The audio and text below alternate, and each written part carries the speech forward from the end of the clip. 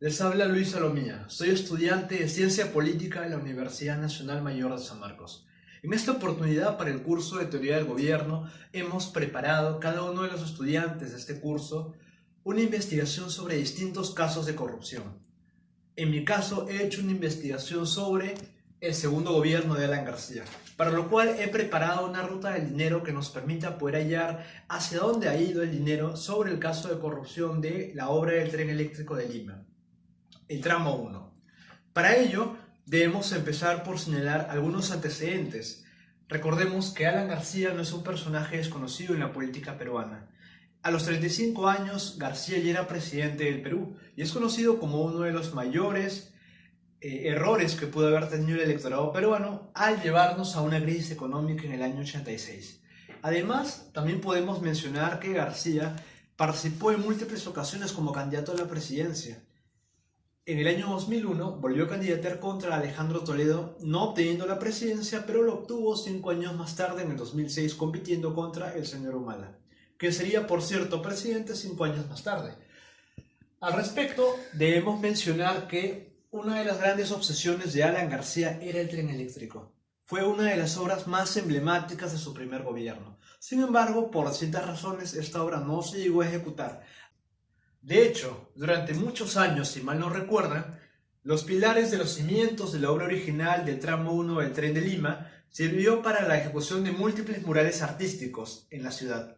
Además, debemos señalar que esta obra era de trascendental importancia porque se tenía que ejecutar durante el gobierno, pero también tenía que estar lista para que Alan la pudiera inaugurar, porque, por supuesto, pensando como un político, la obra solo tiene sentido si está culminada para que yo pueda cortar el listón.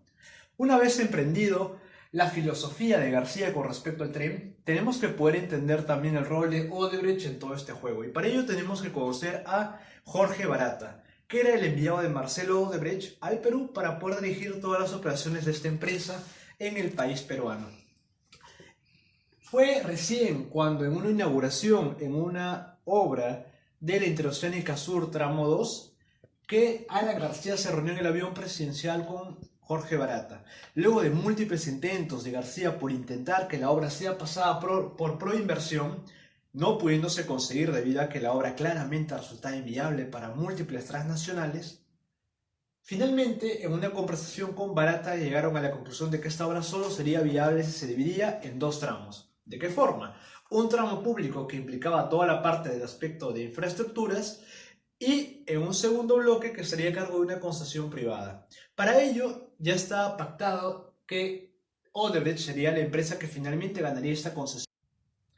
Desde el momento en que García conversa con Barata, se establece un nexo de confianza que le va a permitir a Barata poder entrometerse mucho en asuntos de gobierno. De hecho, el decreto de urgencia aprobado por García es redactado por Jorge Barata. Sin ir muy lejos, múltiples documentos oficiales que partieron de Palacio de Gobierno, tanto de aspecto técnico como de interés político, fueron finalmente pasados por las oficinas de Odebrecht para poder contar con su visto bueno.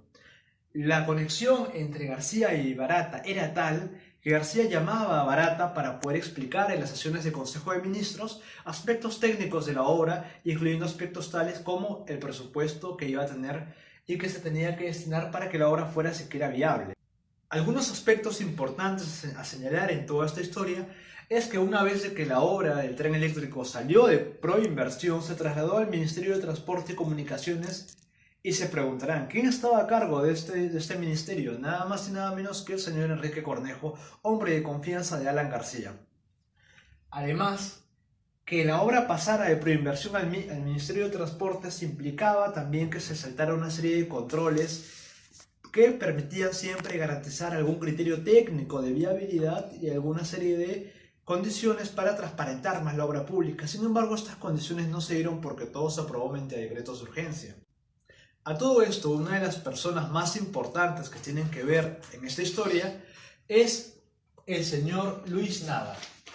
Luis Nava era el hombre de confianza de Alan García, era el segundo al mando en esta ecuación. Luis Nava era nada más y nada menos que secretario de la presidencia, es decir, secretario de García. Fuera de ello, Nava llevaba una relación de amistad de muchas décadas con García, que lo había vuelto uno de sus hombres más fieles. De hecho, fue mediante Nava que Odebrecht pudo hacer la primera conexión con el gobierno aprista, donándole $200.000 a Alan en la campaña del 2006.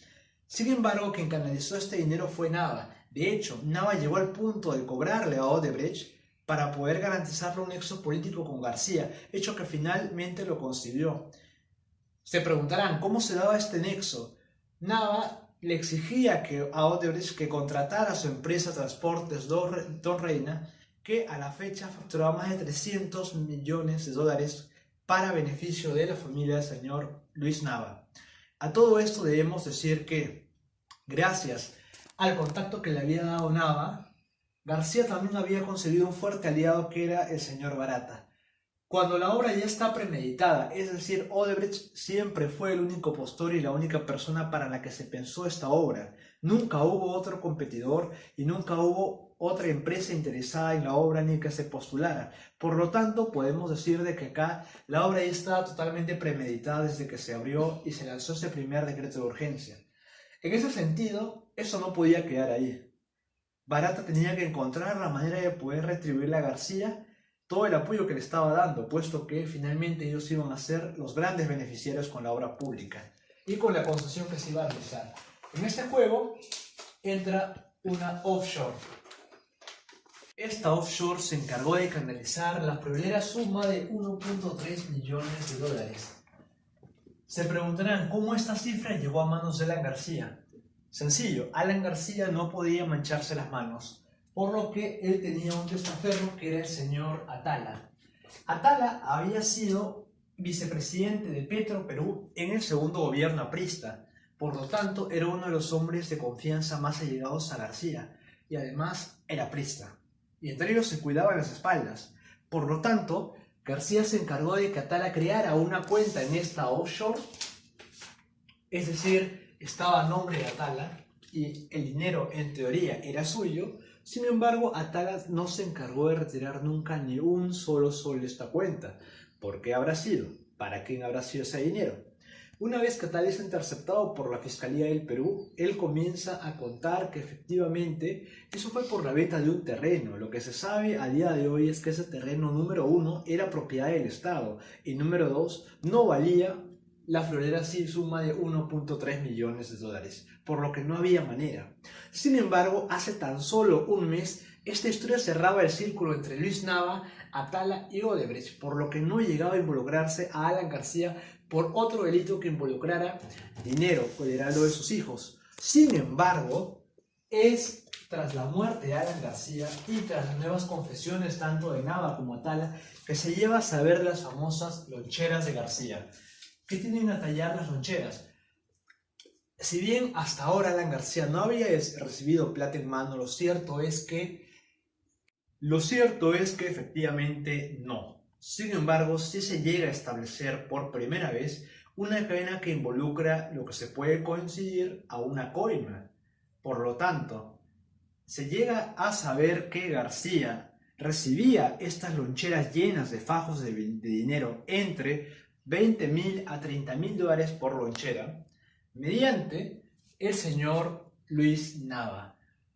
Una vez que Nava se entera de la muerte de García y que la Fiscalía peruana lo pone en aprietos, confiesa que él efectivamente no conocía la cantidad exacta que había en esas loncheras, puesto que él solo se encargaba de llevarlas, pero confiesa que se llegó a enterar que lo que había eran fajos de dinero del señor Barata para Alan García. De hecho, Nava confiesa que estas cantidades ostentosas de dinero en dólares se encargaban de servir como el sencillo de García, puesto que él siempre que necesitaba hacer algún pago contable al momento recurría a estas loncheras, que se encargaban de estar muchas veces en la misma oficina de Palacio, en la oficina del presidente de la República en la que estaba García.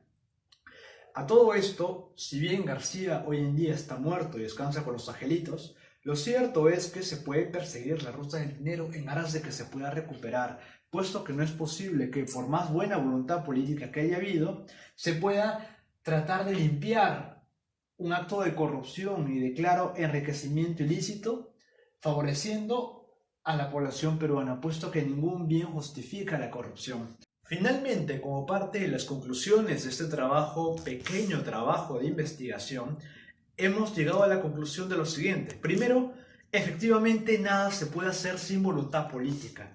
Es increíble pensar que una obra tan importante y tan grande como lo es el tren eléctrico, obra trascendental en Lima que facilita el transporte de más de 1 millón de ciudadanos al día, pueda tener el periodo tan corto de conclusión en tan solo 1 año y medio. Si no hubiera voluntad política, esto hubiera tardado al menos 5 años, lo cual demuestra que con voluntad política se pueden sacar adelante grandes proyectos de inversión. Pero también demuestra lo siguiente, que si no hubiera sido por esta voluntad política y esta voluntad empresarial de Odebrecht en meter parte de la cuchara de la corrupción dentro del aparato estatal, no hubiéramos tenido la enorme cifra de 1.3 millones de dólares, lo cual también demuestra que vaya honestidad de nuestros políticos y vaya capacidad para poder agilizar las cosas cuando les conviene. En toda esta red de corrupción, el Partido Aprista siempre ha tratado de limpiarse de polvo y paja, acusando incluso que Navia y Tala no son apristas y defendiendo siempre a quien fue su máximo líder y hoy uno de los mártires del partido. Sin embargo, tenemos que dejar las cosas claras. Alan García tenía conocimiento pleno de todo esto y resulta imposible e irrisible que haya un solo peruano que pueda creer que luego de todo el transporte de movimiento de dinero que había en plenas vistas y paciencias de García, él no pueda tener conocimiento de ello. De hecho, tal como lo narra el testimonio de Nava, tal como lo ven en el pago indebido a conferencias, o tal como se ve en las reuniones que tuvieron con Barata en Palacio de Gobierno, Alan García era amigo de Jorge Barata, era incluso íntimo para el punto de ser uno de los hombres de confianza de Marcelo Odebrecht y de tener uno de los lazos gobierno-empresa más recordados de la historia del Perú. Todo lo mencionado nos lleva a una reflexión final. ¿Efectivamente se pueden hacer obras con transparencia y con rapidez sin llegar a todo esto? Además debemos reconocer también la inmensa labor del trabajo de investigación de la prensa peruana, como lo ha hecho IDL Reporteros, que ha permitido que miles de peruanos sepamos la verdad sobre uno de los casos de corrupción más grandes del país. Esperamos que este video haya sido de su agrado, los esperamos en una siguiente oportunidad.